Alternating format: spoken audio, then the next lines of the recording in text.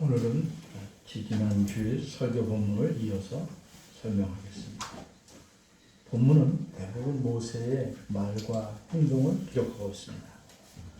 우리 지지난 주일에 본문을 세 수로 나눠서 살펴보기 시작했습니다. 첫째는 그 돌판이 새겨진 형식, 두 번째는 돌판을 깨뜨린 의미, 세 번째는 죽임의 성격, 이렇게 세 가지입니다. 이 중에서 두 가지를 말씀드렸습니다. 오늘은 세 번째 것에 말씀드리고 이 설교의 오늘 본문의 설교의 큰 흐름을 마무리 지으려고 합니다. 그러기 위해서 이 셋째 내용인 죽음의 성격을 다시 세 가지로 나누어서 살펴보겠습니다. 첫째는 축제의 실상, 둘째는 축제의 책임, 셋째는 축제의 결과입니다. 첫째, 축제의 실상.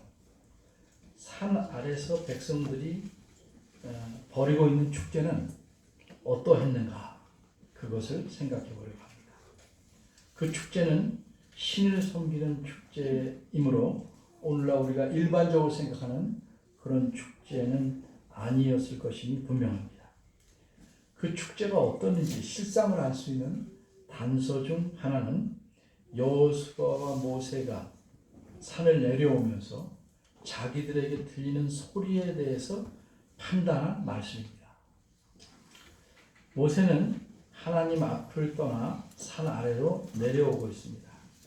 중간에서 기다리고 있던 여호수아를 만나서 함께 내려옵니다.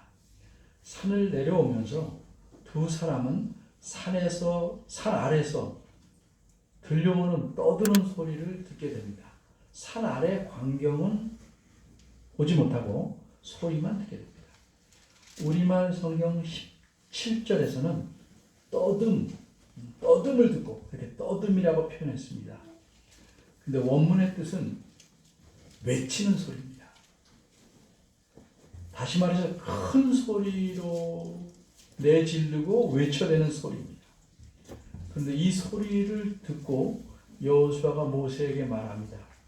진중에서, 그 진영 중에서 싸우는 소리가 납니다. 그런데 모세는 여호수아의 말을 듣고 이렇게 대답합니다. 이는 승전가도 아니요 패하여 부르짖는 소리도 아니라 나의 듣기에는 노래하는 소리로다. 여기서 우리는 이런 질문을 해봄직합니다. 어째서 똑같은 소리를 듣고 한 사람은 싸우는 소리로 들었고 다른 사람은 노래하는 소리로 들었겠는가? 둘 중 한 사람은 잘못 들었을까? 아니면 둘 다 맞는 것일까? 둘 다 맞는다면 어떻게 이렇게 다르게 말할 수 있겠는가? 여호수아는 모세에게 싸우는 소리라고 표현했는데 이것은 그저 몇몇 사람이 싸우는 정도의 소리가 아닙니다. 이것은 원문에 따르면 전쟁하는 소리입니다. 그러게 여러분이 충분히 상상할 수 있을 만큼 영화나 다른 글을 통해서 상상할 수 있을 만큼 전쟁이 벌어지면 어떻게 됩니까? 군사들이 사기를 돋구기 위해서 큰 소리를 외치고 또 죽이고 또 죽임을 당하고 하면서 내뱉는 소리가 얼마나 크겠습니까? 산 아래에서 그런 소리가 들렸기에 여호수아는 그것을 전쟁의 소리, 전쟁하는 소리라고 표현한 것입니다. 그런데 여호수아가 이렇게 표현한 것은 전쟁한 소리가 어떤지를 잘 모르기에 그저 크게 들리니까 싸우는 소리다, 이렇게 비유적으로 표현한 것일까요? 결코 아닙니다. 여호수아의 귀에는 그 소리가 분명히 전쟁한 소리로 들렸기 때문에 그렇게 표현한 것입니다. 예를 들어봅니다. 어떤 마을에 우리가 가는데 아버지와 아들이 가는데 멍멍하는 소리가 너무 크게 들립니다. 그러면 그 자녀가 무엇이라고 말하게 됩니까? 옆에 가는 분이 아버지인데 뭐라고 말하겠습니까? 웬 고양이 소리가 이렇게 많이 나나요? 이렇게 말하겠습니까? 당연히 왜 이렇게 개들이 많이 짖죠? 개들 짖는 소리가 많이 나죠? 이렇게 아버지를 향해서 말할 것입니다. 마찬가지입니다. 여호수아가 자신이 모시는 위대한 지도자 모세에게 지금 그 상황에서 농담을 하거나 유머를 하고 있는 것이 아닙니다. 자기 귀에 들리는 그 시끄러운 소리에 대해서 고지것대로 전쟁하는 소리라고 판단해서 말한 겁니다. 그럼 이런 그의 판단이 섣부른 것일까요? 전쟁에 참여해본 사람이 아니라면 잘못되게 판단할 수도 있을 것입니다. 또 혹 전쟁에 참여했더라도 그저 쫄병으로 그렇게 했다면 자기 목숨을 지키느라고 다른 상황에 신경 쓸 수가 없어서 전쟁터 전체 상황을 파악할 수 없을 수도 있었을 것입니다. 근데 여호수아는 누구입니까? 출애굽기 17장 8절에서 보면 이스라엘 백성이 전쟁을 하게 됩니다. 홍해를 건넌 후에 아말렉 민족과 전쟁이 일어납니다. 이 전쟁에서 여호수아는 이스라엘 군대의 대장이었습니다. 그러기에 그는 당연히 전쟁을 지휘해왔기 때문에 어떤 일들이 벌어지는지를 보았고 그 전쟁에 참혹한 소리를 들어서 잘 알고 있습니다. 그러기에 그가 산 아래에서 들리는 엄청 큰 소리를 전쟁의 소리로 들은 것은 사실이고 그 말은 사나라의 현장이 그만큼 아비규환 정말 정신없이 외치는 소리로 가득 찬 그런 장면이었다는 사실을 알려주는 것입니다. 그러자 이런 여호수아의 말을 들은 모세는 어떻게 대답합니까? 이는 승전가도 아니요 해하여 부르짖는 소리도 아니라 나의 듣기에는 노래하는 소리로다 이렇게 말합니다. 이 말을 원문대로 직역하면 강함의 노랫소리도 없고 약함의 노랫소리도 없고 그저 노랫소리다. 내가 듣기로는 이렇게 직역됩니다. 이 말 뜻이 뭡니까? 전쟁에서 이긴 강한 자들의 노랫소리도 거기 없다. 전쟁에 져서 울부짖는 그 약한 자들의 소리도 없다. 그저 노랫소리만 나는 듣고 있다. 이렇게 말합니다. 여기서 노랫소리라는 말이 3번 나옵니다. 우리말에는 그게 잘 드러나지 않았는데 강한 자들의 노랫소리, 약한 자들의 노랫소리, 그저 노랫소리. 노랫소리라는 똑같은 낱말이 3번 나옵니다. 그러니까 이 의미는 뭐예요? 들리는 소리는 노랫소리다. 분명히. 근데 전쟁과는 관계없는 노랫소리다. 모세는 하나님에게서 이미 산 아래서 어떤 일이 벌어진지를 전해드렸습니다. 그래서 이스라엘 백성이 무엇을 하면서 그렇게 전쟁 소리만큼이나 큰 소리로 외치면서 노래하고 있는지를 압니다. 그래서 이건 노랫소리다 이렇게 말할 수 있었던 겁니다. 그럼 그 상황이 어떤지 좀 더 보겠습니다. 앞에 5절과 6절을 봅니다. 5절과 6절을 보면 이렇게 전쟁 소리와 같은 소리가 나는 정말 시끄러운 외치는 그 상황을 알 수 있습니다. 5절입니다. 그 젊은 황소의 형상을 다 만들자 대제사장인 아론은 그 형상 앞에 제단을 쌓았습니다. 백성들로 하여금 제물을 드릴 수 있게 하기 위해서였습니다. 그리고 선포하기를 내일은 여호와의 절일이니라 이렇게 말합니다. 무슨 뜻입니까? 쉽게 말하면 내일은 여호와를 위해서 벌이는 축제의 날이다 하는 뜻입니다. 그래서 6절을 보면 그 다음날 축제가 열립니다. 이 축제가 어떻게 진행됩니까? 이스라엘 백성은 일찍이 일어납니다. 번제와 화목제를 드립니다. 자신들은 이 제사를 여호와께 드린다고 생각하겠으나 실상은 황소 형상에게 드리는 겁니다. 그들은 여호와 하나님께서 가장 미워하시는 집 우상에게 제물을 드리는 일을 하고 있는 것입니다. 이렇게 제사를 드리고 그들은 어떻게 하였습니까? 그들의 동작을 이야기의 원문을 따라 직역하면 이렇습니다. 그 백성은 앉았다. 먹고 마시기 위해서. 그리고 그들은 일어섰다. 웃기 위해서. 이게 직역입니다. 따라서 우리는 이스라엘 백성 전체의 동작을 이렇게 정리할 수 있겠습니다.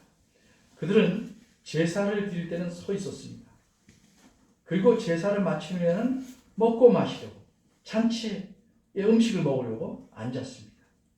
그리고 다 먹고 마시고 나서는 웃기 위해 일어선 것입니다. 그럼 여기서 웃기 위해라는 말의 의미는 무엇일까요? 이것은 단지 하하하, 호호호 라고 웃기 위함을 의미하지는 않습니다. 왜? 그렇게 웃는 것은 앉아서도 충분하기 때문입니다. 그럼 이건 무슨 의미일까요? 이 말은 즐기기 위해서입니다. 그럼 이 백성들이 일어나서 어떻게 즐겼습니까? 19절에서 그 단서를 하나 찾을 수 있습니다. 19절을 보면 모세는 백성들이 모여 거하고 있는 진영 가까이에 가서 보게 된 것이 있는데 황소를 봤고 황소 둘레에 춤추는 장면이었습니다. 사람. 따라서 백성들은 먹고 마시고 일어나서 춤을 추며 축제를 즐기고 있었던 것입니다. 근데 여기서 춤을 춘다는 것은 우리나라의 고전 무용과 같이 조용히 우아하게 춤을 추는 것이 아닙니다. 이들은 모두 애굽에서 태어나서 자라난 사람들입니다. 애굽의 문화에 젖어서 살아온 사람들입니다. 그러기에 자연히 이들은 애굽에서 그들이 보았던 애굽 신들을 섬기는 방법이나 관습대로 축제를 즐기고 있었습니다. 그 축제는 어떤 축제인가? 한마디로 우리가 서양 영화에서 볼 수 있는 것처럼 차분히 하는 축제와는 매우 거리가 멀고 그 대신 들떠서 흥분하고 신이 나서 춤을 추면서 난리 법석을 치는 그런 축제였습니다. 전쟁할 때 나는 큰 소리처럼 외치며 노래하면서 춤을 추고 흥분이 도가니 속에서 진행되는 그런 축제였습니다. 잠시 그림 세 가지를 보여드리겠습니다. 그리고 이것을 빼도 크게 안 나오기 때문에 뒤에서는 잘 안 보여서 오후에 성경 공부 밴드에 올려놓겠습니다. 자, 이것은 황소에게 제물을 드리는 장면입니다. 이거는 열왕기상에 나타난 그림인데 거의 같을 것이라고 생각해서 이렇게 뽑아봤습니다. 황소의 상을 세워놓고 서서 경배하고 있습니다. 두 번째는 그들이 축제하는 모습을 아주 뭐라고요? 비유적으로 멋지게 그린 겁니다. 황소가 공중에 떠 있습니다. 사실은 떠 있지 않지만 그렇게 받들고 그 주변에서 즐겨하는 모습을 이렇게 상당히 회화적으로 이렇게 표현했습니다. 이게 15세기에 그린 그림. 황소가 아주 날릅니다. 날러. 이렇게. 또 하나는 이제 이 장면을 보고 지난번에 봤지만 두 돌판을 먼저 깨트리려는 모세의 그림입니다. 지난번에 본 렘브란트의 그림과는 또 다른 그림입니다. 이처럼 이스라엘 백성은 정말 영광스러운 하나님을 풀먹는 황소의 형상으로 바꿔 섬기면서도 자신들은 여전히 하나님을 섬긴다 라고 착각하고 있었습니다. 사실 그들은 하나님께서 가장 싫어하는 방법으로 하나님을, 아니 우상을 섬긴 것입니다. 게다가 이들은 하나님을 기쁘시게 하려는 게 목적이 아니고 자신들을 즐겁게 하려고 좀 축제를 보이고 있습니다. 하나님을 경배한다는 명목으로 실제는 자신들의 즐거움을 추구하고 있는 것입니다. 오늘날도 성경 말씀에 근거해서 예배하기보다는 사람들이, 즉 우리들이 판단하기에 더 감동적이고 분위기 있는 장치와 방법을 만들어서 추구하며 예배하려는 경향에 자꾸 물들어가지 않는지 생각해 볼 필요가 있습니다.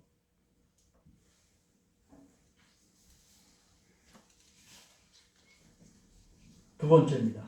축제의 책임. 그럼 이렇게 크게 잘못된 축제는 어떻게 시작되었으며 그 책임은 누구에게 있는가? 모세는 그 책임이 한마디로 아론에게 있다고 판단합니다. 맞습니다. 아론은 대제사장입니다. 모세가 자리를 비울 때는 아론이 그 백성 전체를 책임져야 할 지도자입니다. 이런 사실은 출애굽기 32장 1절에 잘 나타나 있습니다. 모세가 하나님을 만나러 산에 올라간 후에 내려오는 일이 더디자 백성들이 모여서 누구에게 갔습니까? 아론에게 갔습니다. 그리고 그에게 뭐라고 말합니까? 우리를 인도할 신을 우리를 위해 만들라고 요구합니다. 아론이 백성들의 그런 요구를 듣고 시행할 만한 지위에 있기 때문에 백성들은 그를 찾아가서 그런 요구를 한 것입니다. 다시 오늘 본문 안에 21절로 옵니다. 모세가 아론에게 이렇게 묻습니다.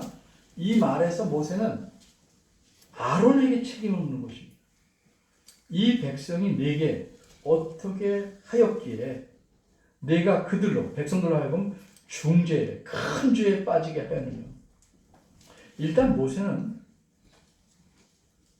일어난 사실에 대해서 눈으로 보았지만 본인한테 물어서 분명한 전후 관계를 알려고 합니다. 그래서 백성들이 아론에게 어떤 일을 혹시 행했는지를 알려고 합니다. 예를 들면 백성들이 아론을 위협했다든지 아니면 반대로 회유했다든지 꼬드겼다든지 그런 것들을 알아보려고 묻는 것입니다. 왜냐하면 모세의 생각으로는 위협이나 회유 같은 일이 없었는데도 아론이 백성들로 하여금 큰 죄에 빠지게 했다는 것이 쉽게 이해가 안 되었기 때문입니다. 그런데 아론은 모세의 질문에 무엇이라고 대답합니까? 아론의 대답은 22절, 23절, 24절에 나옵니다. 이 대답을 쭉 보면 한마디로 아론은 대제사장으로서 뿐만 아니라 인간으로서도 매우 비겁하고 무책임합니다. 백성들은 아론에게 나와서 어떤 위협이나 회의를 하지 않았습니다. 그런데도 아론은 백성의 잘못을 부각시키고 자신의 잘못은 거의 없는 듯이 말합니다. 아론은 일어난 일에 근본적인 책임을 백성에게 돌립니다. 22절을 보면 뭐라고 말합니까? 이 백성의 악함 때문이라고 말합니다. 그게 맞는다고 할지라도 아론은 그 악한 백성이 요구하는 그 악한 요구를 거절했어야 합니다. 그는 대제사장입니다. 백성들을 바로 가르쳐야 할 책임이 있습니다. 그러나 아론은 백성들의 악함을 알기에 스스로 책임을 포기하고 그들의 요구를 들어줬습니다. 목숨을 걸고라도 잘못된 요구를 거절해야 할 대제사장이 백성의 악한 요구에 굴복한 것입니다. 위협도 없는데.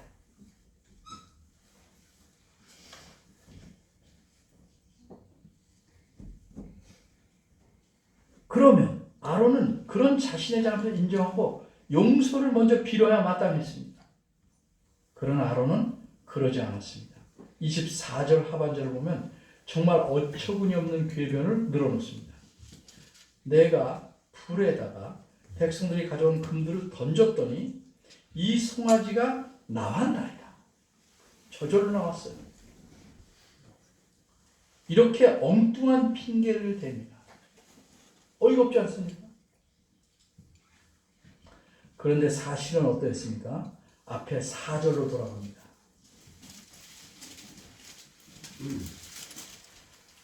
성경은 4절에서 아론이 행한 일을 이렇게 말하고 있습니다. 아론이 그들 백성들의 손에서 그 고리를 받아 귀걸이나 이런 거죠. 부어서 각도로 새겨서 좀 틀을 만든 겁니다. 송아지 형상을 만드니 이 말씀에서 우리가 분명히 알 수 있는 사실은 뭐예요? 아론이 주도적으로 황소의 형상을 만들었다는 점입니다. 뿐만 아니라 5절을 보면 아론은 황소 형상에게 제물을 드린 제단을 쌓게 합니다. 그리고 아론은 내일은 이 황소를 경배하는 축제일이다 이렇게 공포합니다. 물론 백성이 악하고 부패한 것은 사실입니다. 그러나 그런 백성일지라도 그들을 지도할 책임은 아론에게 있었습니다. 하지만 아론은 자신의 책임을 회피하고 오히려 자신의 잘못까지도 백성에게 돌리는 비겁한 짓을 합니다. 이러한 아론의 병명을 듣고 난 모세는 어떻게 판단합니까? 오늘 본문 25절로 갑니다. 모세가 백성을 보았습니다. 백성이 방자합니다. 여기서 방자하다는 말은 제멋대로라는 의미입니다. 여러분이 어렵지 않은 영어, 컨트롤이 안 된다는 거죠. 전혀 조절이나 조정이나 절제나 통제가 안 된다는 뜻입니다. 백성이 이렇게 된 이유는 뭡니까? 아론이 22절에서 말한 백성들의 악함, 이 말 뜻은 정확히 말하면 백성들의 악한 성향, 그것 때문이 아니라 모세는 판단하기를 22절을 보면 아론이 백성들을 방자하게 만들었다고 판단합니다. 다시 말해서 한마디로 이렇게 악한 일이 벌어진 주된 책임은 누구에게? 아론에게 있다는 겁니다. 그럼 25절 하반절의 의미는 다음에 제가 설명하겠습니다. 세 번째로 넘어갑니다. 셋째, 축제의 결과. 우선 축제의 결과로서 말씀드릴 사실은 두 가지입니다. 하나는 축제에서 그 높이 들렸던 황소 형상을 어떻게 처리했는가. 20절에 나와 있습니다. 모세는 그 황소를 가져다가 불사르고 부수어 가루로 만들고 물에 뿌렸습니다. 우리말에 이렇게 쭉쭉 풀었었지만 세 개의 낱말이 나옵니다. 불살랐다, 빻았다, 갈았든지 빻았든지, 부수어 가루로 만들었던 뜻입니다. 물에 뿌렸다는 흩었다, 흩어버렸다. 불사르고 갈았고 빻았고 흩어버렸다. 이 세 개의 표현은 성경 뒤에서도 계속 나오지만 그 의상을 완전히 멸망시켰다는 겁니다. 완전히 없어버렸다. 그리고 20절 후반절을 보면 이스라엘 자손들로 하여금 그 물들을 마시겠습니다. 이것은 일종의 처벌입니다. 이렇게 생각하는 이유는 또 다음에 말씀드리겠습니다. 또 한 가지 이 잘못된 축제의 결과로 나타난 사실은 28절에 나와 있는 바대로 백성 중에서 3,000명가량이 죽임을 당하게 된 겁니다. 왜 이런 일이 생긴 것일까? 14절에 보면 여호와 하나님께서 긍휼을 베푸셨습니다. 우리말에는 뜻을 돌이키사라고 표현되는데 긍휼을 베푸셨습니다. 왜 긍휼을 베푸셨는데 어째서 3,000명이나 되는 많은 사람을 죽게 하셨을까? 그래서 하나님께서 베푸신 긍휼에 대해서 먼저 생각해 봐요. 우선 우리가 알아야 할 점은 하나님께서 여기서 베푸셨다는 긍휼은 어떤 긍휼인가 하는 사실. 10절을 보면 앞에 10절입니다. 하나님께서는 이스라엘 백성 전체를 멸망시키려고 하셨습니다. 모두 다. 모세만 빼고. 그런데 하나님께서 긍휼을 베푸신 결과로 이스라엘 백성 전체의 멸망을 면했습니다. 그러니까 하나님의 긍휼이라는 건 전체 멸망을 면하게 하시는 긍휼이었습니다. 3,000명을 죽임으로써 전체가 멸망은 아닙니다. 따라서 하나님은 긍휼을 베푸셨다는 그 말씀을 어긴 것이 아닙니다. 그런데 우리가 종종 오해하는 것이 긍휼을 베풀면 모든 것이 면제된다? 그런 착각을 하지 말아야 됩니다.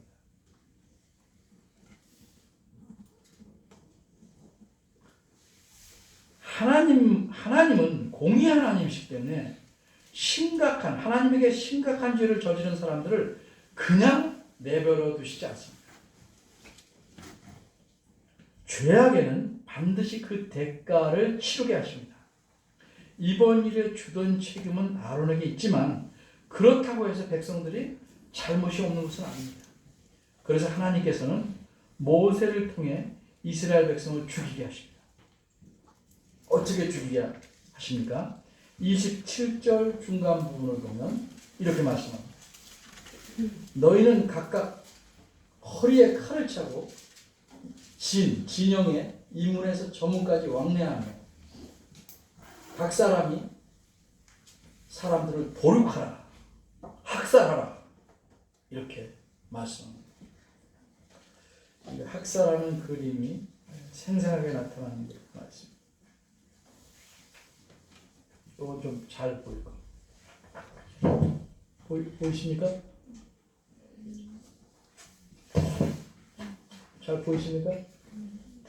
어쨌든 이따 좀 올려놓고 있습니다.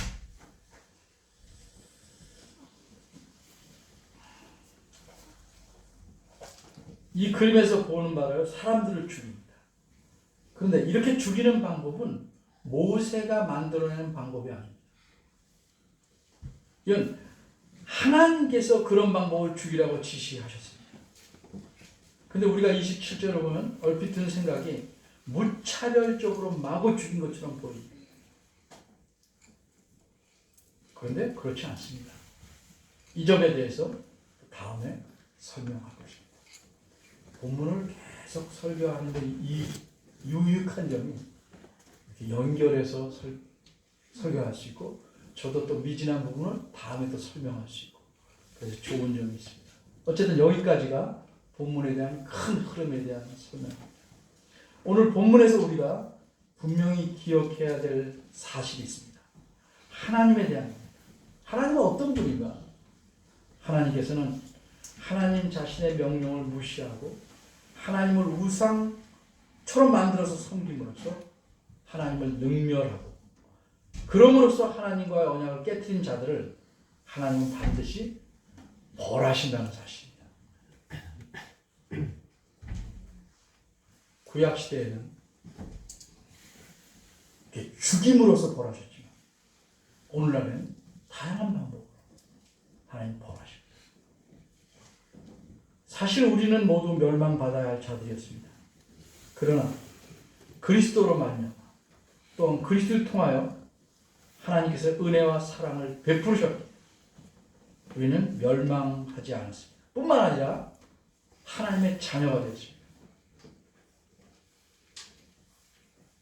그런데 과연 우리가 오늘날 드리는 우리 예배가 하나님을 기쁘시게 할 만큼 온 마음과 뜻을 다해 또 하나님 말씀에 합당하게 드리는 것인가 예배할 때마다 늘 생각해야 할 것입니다. 기도하겠습니다.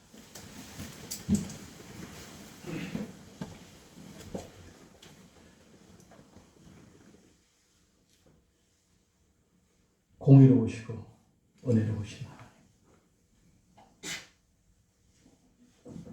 하나님의 어미로우심과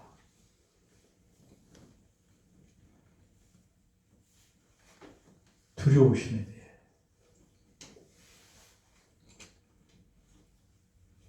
깊이 생각하게 하시옵소서.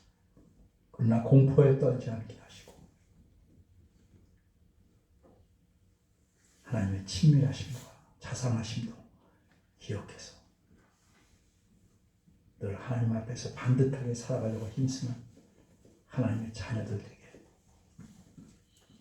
이끌어 주시고 하나님께서 우리에게 베푸시는 은혜와 지금도 변함없이 베푸시는 은혜와 우리의 평생과 영원에 이르기까지 베푸실 은혜를 기억하고 어떤 상황 속에서도 흔들리지 않고 하나님 의지하며 낙심하지 않고 하나님을 신뢰하며 살아가는 저희들 되도록 이끌어 주옵소서. 예수님 이름으로